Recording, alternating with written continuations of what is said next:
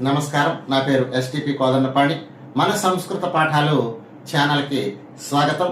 ఈరోజు senior intermediate విద్యార్థులకి సమాసంలో అంటే సాంస్క్రిట్ సబ్జెక్ట్లో సమాసాల్లో ఉన్నటువంటి ద్వంద్వ సమాసాన్ని ఇప్పుడు నేర్పిస్తానండి. మొదటగా రామ లక్ష్మణం, రామహాచ లక్ష్మణహాచ. ఇందులో ఉన్నటువంటి పదాలు రామ లక్ష్మణ, రెండు పదాలు.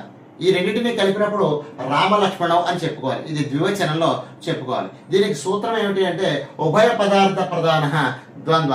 ఉభయ పదార్థ ప్రధానం అంటే రెండు పదముల యొక్క అర్థము ఇందులో ప్రధానంగా ఉంటుంది కాబట్టి ఉభయ పదార్థ ప్రధానం అని చెప్పడం జరుగుతుంది. మొట్టమొదటి ఉదాహరణ రామ లక్ష్మణం, రామహాచ లక్ష్మణహాచ.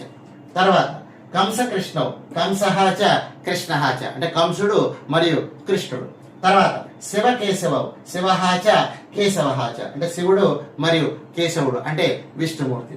తర్వాత ధర్మార్థ కామాహ, ధర్మహాచ అర్థహాచ కామహాచ ధర్మార్థ కామాహ.